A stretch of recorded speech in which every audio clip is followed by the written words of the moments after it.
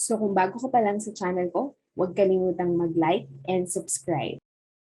Welcome to another vlog, and for today's video, pag-aaralan naman natin yung difference ng complement and complement.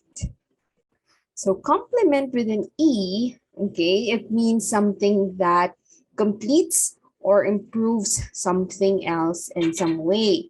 Okay, something that brings perfection. So ibig sabihin, okay, yung complement ginagamit kapag may isang bagay na kumukumpleto sa isa pang bagay, okay? Or pag dinagdag to sa isang bagay ay nagkakaroon ng perfection, okay? Or nagiging mas maganda ang isang bagay. Okay, so for example, you need to mix and match different light colors to complement most of your decorations. Choose a color for your dress that complements your complexion. There's no better way to complement the theme of birthday party than that genius magician.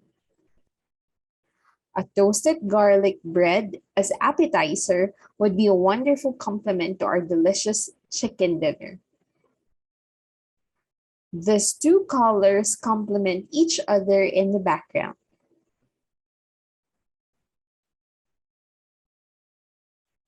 Complement naman, on the other hand, complement with an I, okay, it is a polite expression of praise, admiration, respect, or commendation. Okay, so in Filipino, ito yung pagkabilib o pagkamangha. Okay, or pinupuri mo, okay, ang isang tao or isang bagay. Okay, so for example, being compared to a celebrity is a great compliment. The manager should compliment his staff for handling of a very difficult situation. You should receive compliments with a bright smile. He deserves a compliment for increasing their monthly sales. She offered a kind compliment to the chef of the restaurant.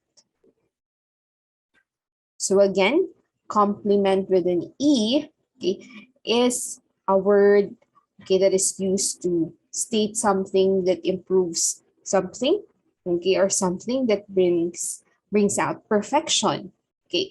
And then complement with an I is a polite expression of praise, respect, admiration, and commendation. So I hope madami kayo natutunan sa video na ito. And if you like this video, please don't forget to like, comment, and subscribe.